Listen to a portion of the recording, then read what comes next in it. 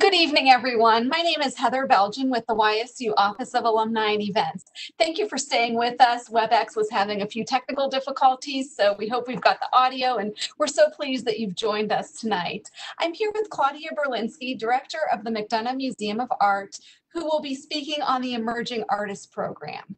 Before I introduce Claudia, I'd like to mention that she will take questions at the conclusion of her lecture. So as you think of questions, feel free to type those into the Facebook comments and the WebEx chat. Claudia Berlinski is a native of Buffalo, New York, where she earned her BFA in printmaking from Buffalo State College. Ohio has been her home since receiving her MFA in printmaking at The Ohio State University. She has been teaching at Youngstown State University for 20 years, where she has also served in the Department of Art as Foundations Program Coordinator and Assistant to the Chair. Most recently, she has taken on the role of Director of the John J. McDonough Museum of Art. In addition to her responsibilities at the university, she exhibits nationally and regionally, contributes to print portfolio exchanges, and curates and adjudicates group exhibitions. Her work is included in several private and public collections nationwide. She previously curated the Thomas's Family Endowment Gallery at the Jewish Community Center of Greater Youngstown. Claudia, thank you for joining us. Thank you for having me, Heather. And I'd like to thank the Office of Alumni Relations and you again for inviting me to do this. What a wonderful opportunity to talk about the museum and our programs. So I could assume that most of you know the background of the McDonough Museum or anything about it, but I'll just go over a little bit about the museum in case there are a few people who are unfamiliar with us. So we are an extension of the Department of Art and the Cliff College of Creative Arts. And we're located on Wick Avenue, right across from the Butler Institute. So it's a great location, two art museums, one across from the other. We look like a very small building from Wick Avenue, but we actually have two lower floors full of galleries, and we have rotating exhibitions. We are a non-collecting museum. So at the beginning of fall and spring semester, we have our big opening shows where we invite artists from outside of the university. Some of them are internationally renowned, some of them are nationally renowned, and some of them are regional or local. And then usually after that, we have the BFA exhibition, which highlights our graduating seniors from the art department and the art program. In the spring, we also squeeze in between those the student juried annual, where students from the art department or anyone who's taken an art class that year has the ability to enter a number of works in a show that are juried from an outside juror. And then also in the spring, we have our MFA grads. So we have a new MFA program in the Department of Art, and they will have their thesis exhibition at the McDonough Museum. So about 2 years ago, I started working at the McDonough Museum part-time, and I was still teaching in the art department, and I was putting in, about a half-time schedule at the museum and doing some of the same things that I am doing now as director. I just was appointed director July 1st. So we were thinking of new programs and events that we could have that would be cross-disciplinary, that might be more inclusive of community members, whether it's artists or other sorts of people in the university community, as well as the Youngstown community. And so it was about in April of 2019 where we decided we wanted to do this Emerging Artists Program. And what that is that the museum provides an opportunity for early career artists to have a solo exhibition, which is huge, whether you're early career or mid-career or late career, to have a solo exhibition. And we wanted to help bolster their art careers. And so we came up with some parameters for the kind of artists we were looking for, and we decided it should be a regional artist, someone within about 250 miles of Youngstown. And then we also, we wanted to, when we wrote a call for entry, which is how we get the word out, we put things on social media, on our website. Sometimes we would advertise, and it's called call for entry. We wanted to encourage those with underrepresented viewpoints and voices. And also, they have to be 18 years of age or older. They cannot be enrolled in an undergraduate program. And let's see, what else? I have this written down. And not an alumnus of the Youngstown State Art Program. And we wanted to do that because we wanted to pull in other people and give them the opportunity to show it early in their career in the museum. We do provide other opportunities for alumni, and we just felt like we wanted to open this up. So that was in April of 2019, and then we put the call out and hoping to get high quality artists. We wanted to maintain the same standards that we have for the other artists who show in the museum. And I was having a conversation with Dean Phyllis Paul, who's the dean of the Cliff College, and she said to me, well, President Tressel's daughter, Whitney, is a photographer. I wonder if there's some way we could get her into the museum. Not even really talking about the Emerging Artists Program. And I thought, well, I did know she was a photographer. She's a commercial photographer, and she's worked for a number of years. She has a BFA in photography from RIT, and I thought, well, let me go look at her artwork. Maybe she would be a good candidate for the Emerging Artist Program. So I looked at her website, and she has excellent photography on her website, mostly commercial work.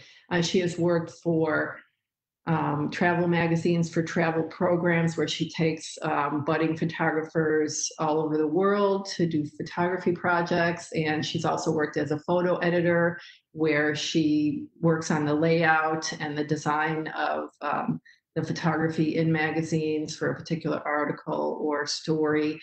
And as I said, the work was very good. So I contacted her and talked to her about whether she had any personal projects, things that might be more fine art photography. And of course she did. And so then she was a pleasure to work with. And we went back and forth for several months looking at her more fine art photographs and kind of picking out the pieces and trying to put together things that would work well as a body of work in a single gallery. And that's very typical of what a curator would do with almost any artist, unless they have a show that's already put together. And so, it was a lot of conversation, a lot of working with her. We worked very well together. And she became our first emerging artist in the fall of 2019.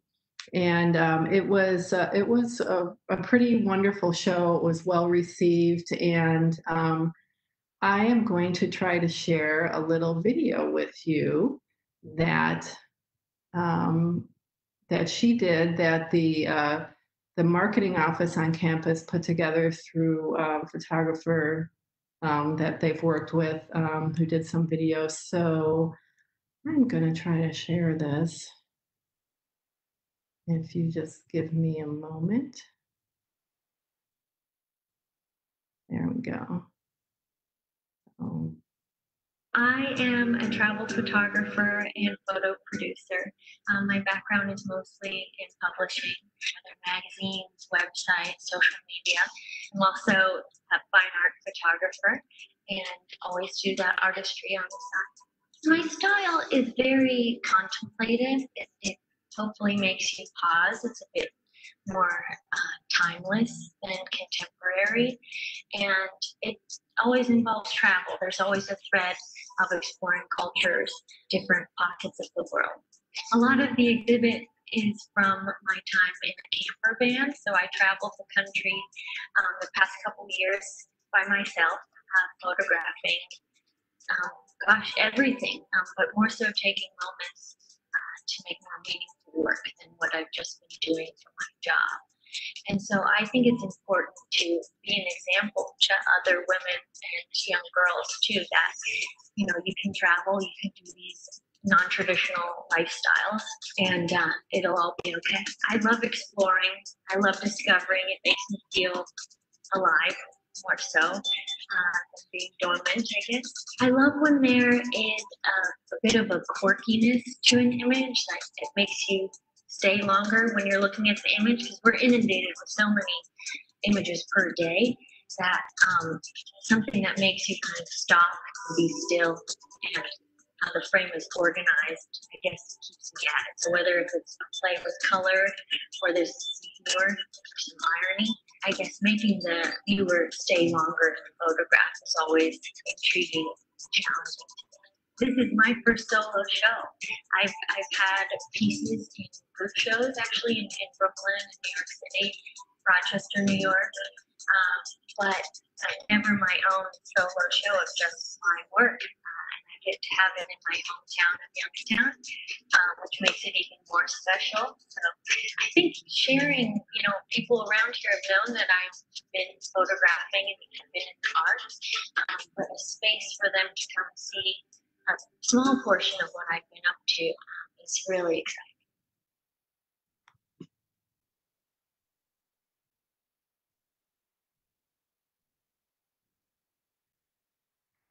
So hopefully you got to see that. You never know when you're doing these Zoom meetings, you practice them and then, or WebEx and any kind of online format.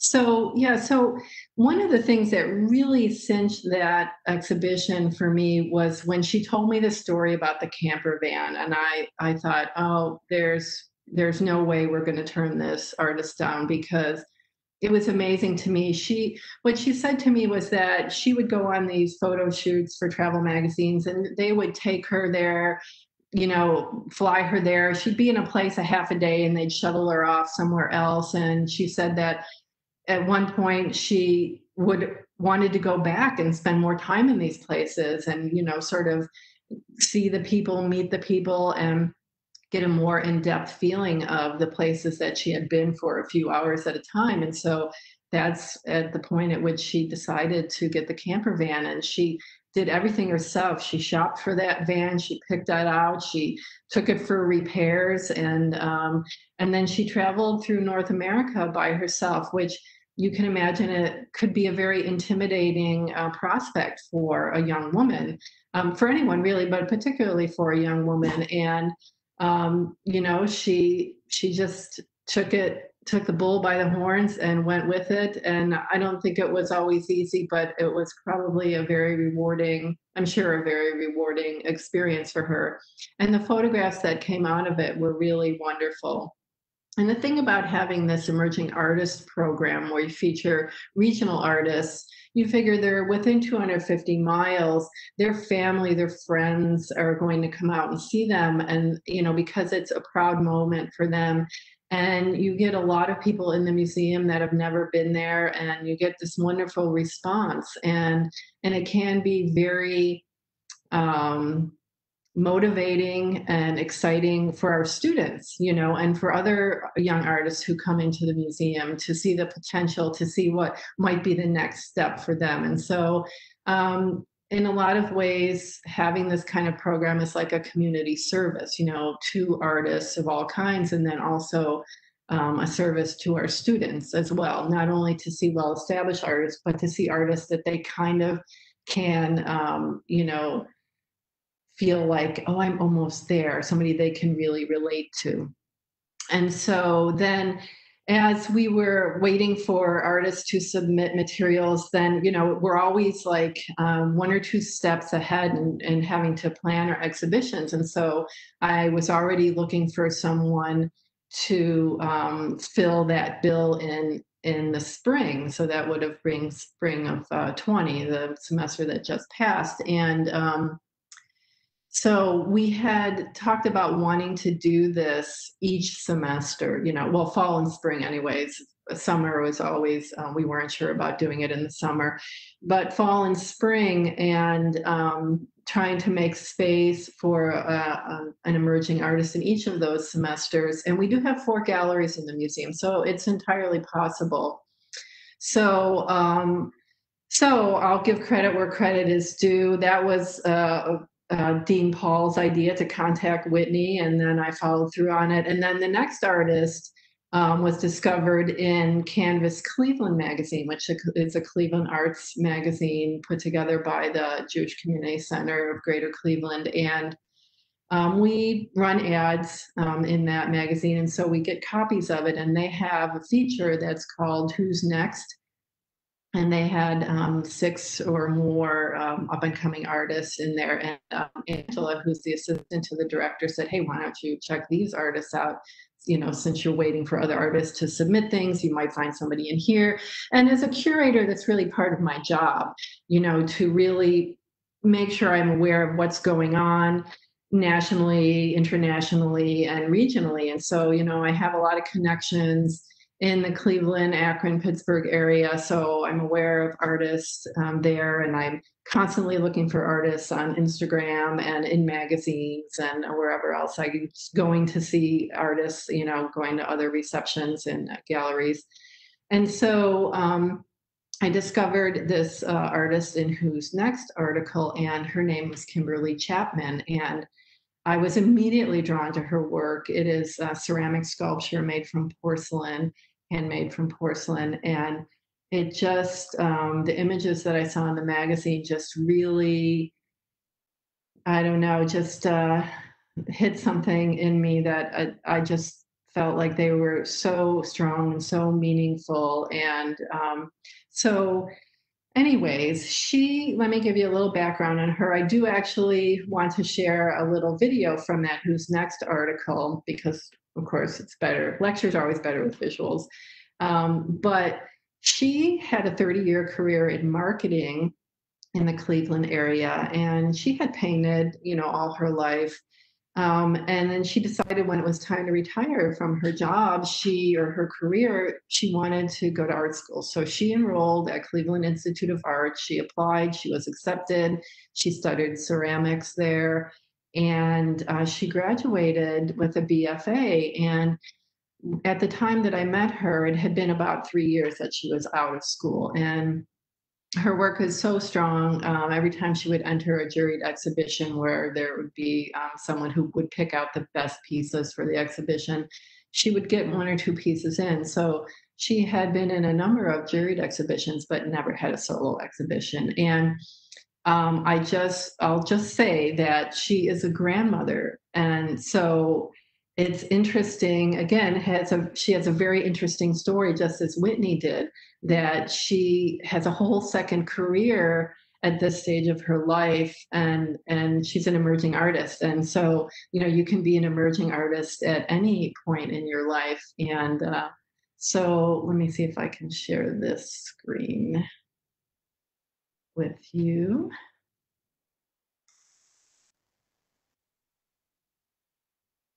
Okay, so here is the article from Canvas Cleveland, Who's Next? Kimberly Chapman. You can see her there in her studio. She has a lovely studio, and she is also a lovely person. And she is very exuberant, has more energy than I can ever hope to have. And you know, so I worked with her for a number of months to kind of edit her work down to small groups, small bodies of work that I felt would be interesting together in the galleries. And you can see one of the pieces. This is a piece we did have in the exhibition. So this is related to her Shooter Babies series. Her artwork deals with some very difficult socio-political issues, and things like school shootings, suppression of women, domestic violence, immigration, refugee crisis issues. And she, you know, they're very, they really pull on your heartstrings, and you can see the passion she has, that she puts into this work, and the depth of the meaning. And so let me scroll down. Here are a few of the Shooter Babies. So these you'll see in the video, and I can talk about it a little bit after you watch the video. But let me see if I can get this to play as well. Oops. Let's start this over.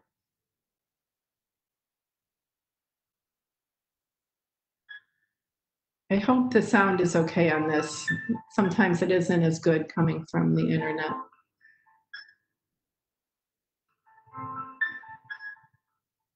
There's something about clay, there's something about ceramics, it's very tactile. You always have to touch it, you always have to hold it in your hands and feel it. It's so personal. Clay is a very personal medium. Clay is so malleable and has such a wonderful feel to it, and it's just, it has such an incredible capacity for memory. One of the things I've always been interested in is what's left behind. When everything is over and finished, what's left behind? What are the feelings that are left behind? What are the actions that one might do with what's left behind? I think I really like looking at struggle and human nature. How can you persevere against impossible odds or sorrow or loss? Being an artist, you have to find the voice within. And it's just so wonderful when your art can be such a part of you and have historic meaning, have personal meaning, and really just become something that's permanent. The thing that happens in the studio is that 1 hour turns into 6 or 8 hours, and the time just flies. And you're left with a piece that usually I have almost no idea of what I was going to start with, none at all. And whatever is meant to be is what comes out of that time that I spend with the clay. I always feel like the clay chooses what's happening almost more than I do.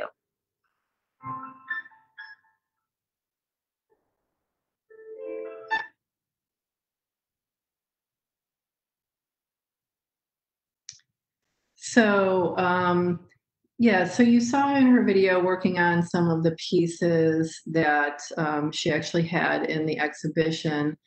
And I do have some exhibition photos, a few of those. I'll share those as well. And let's see here. So let's look at this one first. So this is a photo that shows some visitors looking at the shooter babies. So these little guys, you saw her kind of pressing the porcelain material into a mold that was originally used to make porcelain dolls. So you could see their face. That's how they make them. They use a mold so they can mass produce them. And then she would add her own hand-built embellishments to them. And all of these had some sort of costume or disguise. She was trying to get into the head of the child and imagine what sort of ways a child disguises themselves to make themselves feel safe, and to sort of pull that empathy out of the viewer to really feel what it must feel like as a child in that scary situation, you know. And so as I said, you know, her work is very passionate, and she really tugs on the heartstrings. Another piece she had deals with domestic violence in her own family. I believe it was her great grandparents. They had a violent relationship, and then here you can see an image, a photo in the back of the two of them, and she has that photo mirrored so that one image, one side is clear and one side, and the other side, which is repeated, is blurry. And then she has on the lower right part of the image there, she has some hand-built ceramic items that are household items that could be used as defensive weapons. And so again, dealing with difficult situations and topics. And the title of this exhibition was called Hush. And because of that, some of these are subjects that we don't like to talk about, or talk about in certain company, or talk about with children or sensitive people. But they are things that we deal with and are real. Here is an image that we use for social media about her gallery talk. So that's the other thing. We have our emerging artists do gallery talks, and they're great. And a lot of our artists do gallery talks in general. They're really insightful, and it's really helpful to people, for people who are listening, to understand where they're coming from. And it's very helpful for students as well. And this is an installation with these figurative sculptures. They're loosely figurative. They don't have details of faces and things like that, like the Shooter babies did. And they're adults and children, and they're stargazers, and they're inspired by a stargazer sculpture that is at the Cleveland Museum. And she sees these as those looking up to the skies, to the heavens, in hopes of finding a new life as an immigrant or a refugee. And these sculptural pieces that are hanging above them are kind of the remnants of rafts. And sort of hanging there in oars. So again, a difficult topic. And you can see her here giving her gallery talk. Now, a lot of artists like to do their lectures or their talks in the lecture hall so they can show slides, but Kimberly insisted on doing it right in the gallery. So it was more or less like a strolling docent-led tour with the artist. And you can see her there talking about the pieces and touching them, which we would never allow visitors to do. And then this last image, we did a partnership with, it's part of another program we have, which I will discuss on August 27th at 7 p.m., which I hope that you'll tune back in to watch. So another initiative that the museum has is called Scribe, which is a literary collaboration with any number of organizations or groups or professors. And so with Kimberly, we also use this Scribe initiative to have students work on journals. And I just wanted to show this image of some of the people visiting the exhibition looking at those. And so again, on August 27th at 7 p.m., I'll be talking about that program more in depth if you'd like to tune in to that. So I'm going to stop sharing this and then talk a little bit more. So anyways, as I said, we like to try to have, an emerging artist each semester. We did actually have a couple of other performing artists, and one that we had, I believe it was the same semester as Whitney, so that would be fall of 2019. We had a performance multimedia artist from the Cleveland area, and I learned of her because, I see all these invitations. I get all these invitations to opening receptions, and then I see, images on social media of them. And there was this vocal performer. She just seemed to be like the hottest commodity at these art exhibitions and openings in Cleveland. And I checked her out. She has a website, and she goes by the name of the Uno Lady, and her real name is Krista Ebert. And I have a quick snippet of her performance at the museum, but I'll just give you a little background on her. She travels with this not homemade, but she has a suitcase that she modified to have like a mixer, a synthesizer in it where she can run audio loops to coincide with her live singing. And then she has projections of videos on her and the wall behind her. And she has this amazing voice, and a lot of her imagery deals with ecology and issues with the environment. She's an environmentalist, and she writes a lot of her own music. She produces CDs and music you can find online. She has a great website, unolady.com, if you want to check her out, and she has other videos there. But she did a lovely performance at the museum, and she said that it was the nicest space she'd ever performed in. And to this date, and she's still, she's not touring or anything. So, I'm sure she'll maybe have some others that are better than ours. But we had a nice crowd, and I am going to try to share this video. As I said, this one's shorter than the other ones, but I just wanted to give you an idea of what her performances are like.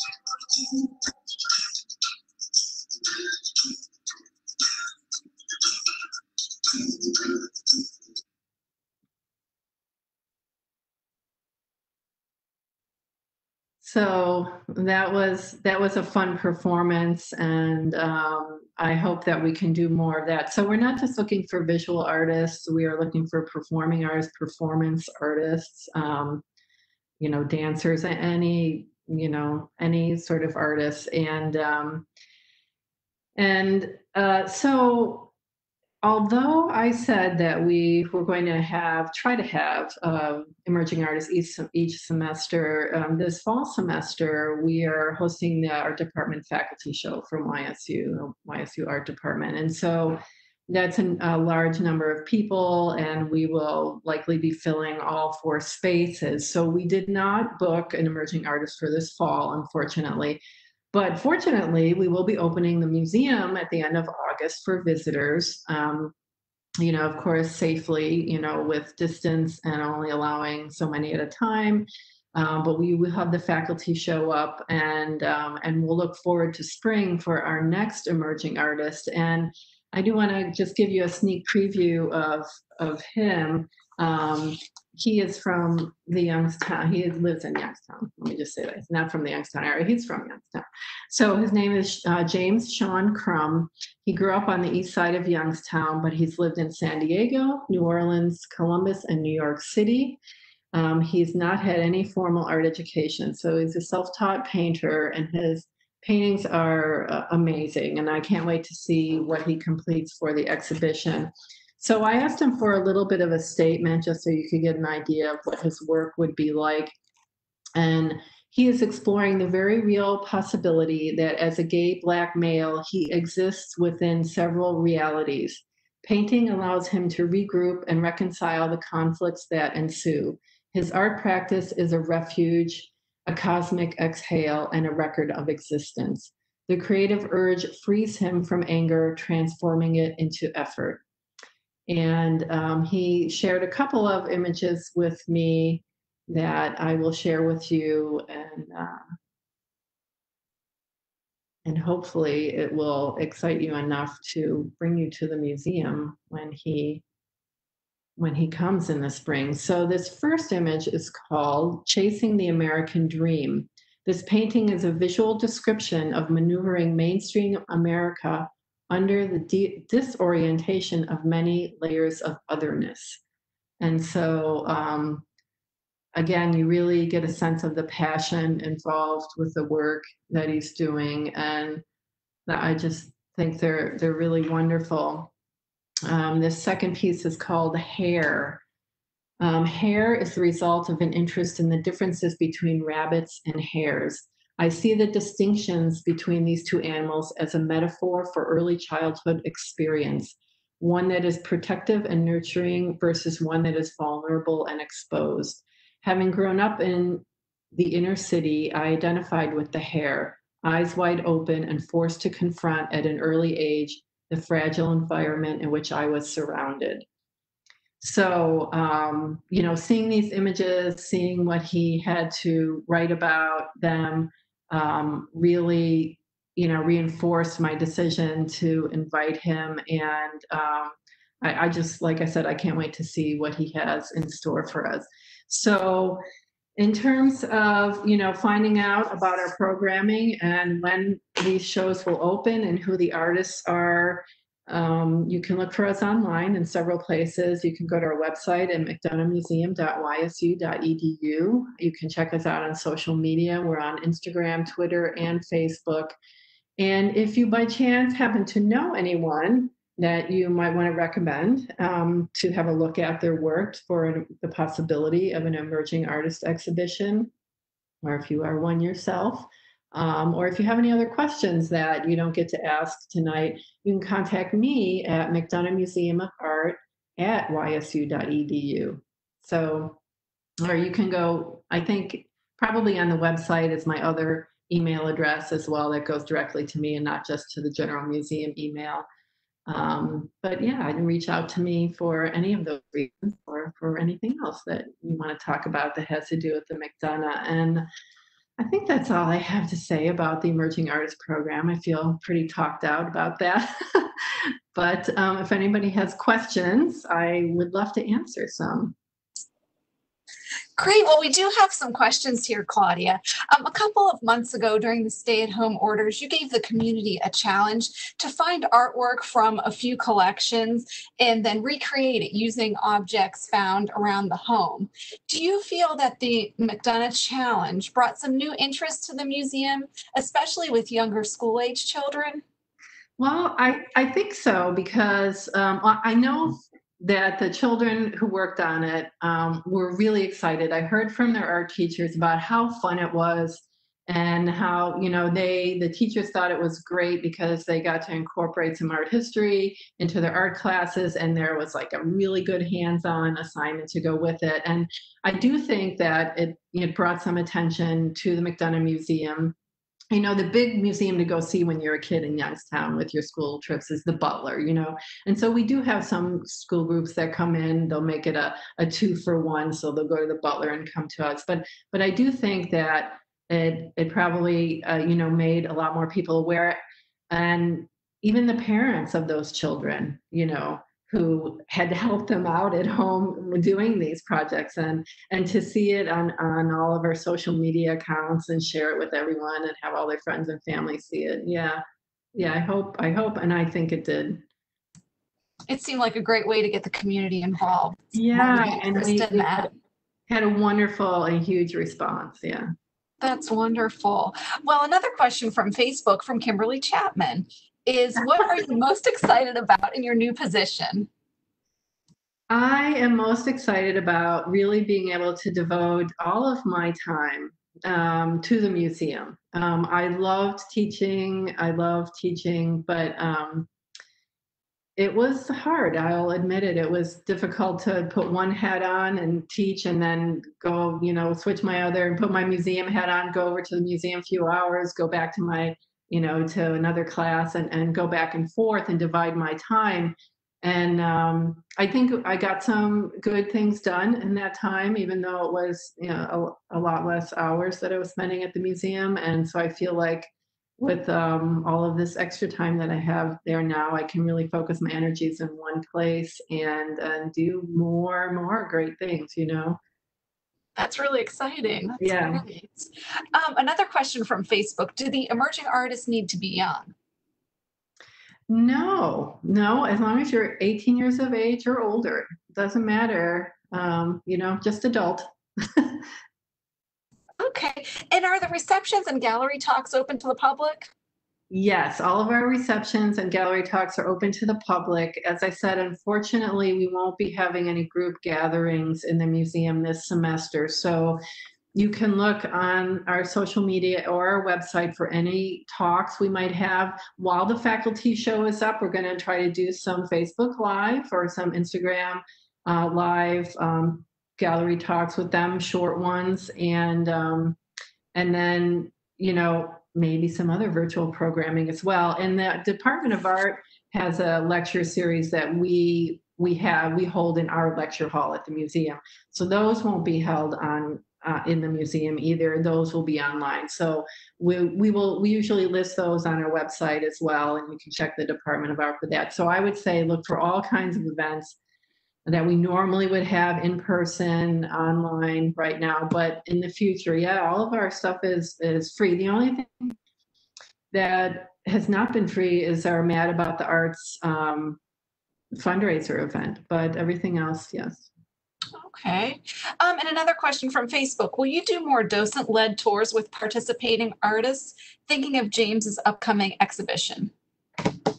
Well, I don't know. It would be up to him, I think, if he wants to do it with slides in the lecture hall or if he would prefer to do it in the gallery. I think, it depends on how the artist is more comfortable speaking. And sometimes the artist, if they've been working a long time, they might have additional work they want to show or a process that they want to show in slides that we don't have in the gallery, So sometimes it's an advantage to do the slide lecture, but yeah, the gallery tours I think are really popular. So I definitely will ask him if he would like to do a strolling talk in the gallery for his. Okay. And someone asks if the Solomon Gallery is open. That would be not at the present time. Yeah, not at the present Okay. time. That will be opening in the fall as well. And there is usually they start out with a foundations exhibition where we feature freshman work for semester work from the previous semester, and then we sometimes have visiting artists show in there. We do a postcard art show from high school juniors and seniors in the fall. What else? We will be hosting, because we had to close down in March, we were not able to host the BFA and the MFA exhibitions. And so the one graduate student who completed her program in May, she will actually be having her exhibition in Solomon Gallery in the fall. So it'll be great to see her work live, even though she wasn't able. It was so disappointing, as you can imagine, to have your thesis and go through that, and you finish the program and you get to graduate, but you don't get to show your work to your friends and your family. So she'll be doing that. We also have an MA student, Master in Arts Education, who graduated also, who will be showing her work. So they'll be open. And again, probably not receptions, but they will be opening with, allowing a certain number of people in at a time. Okay.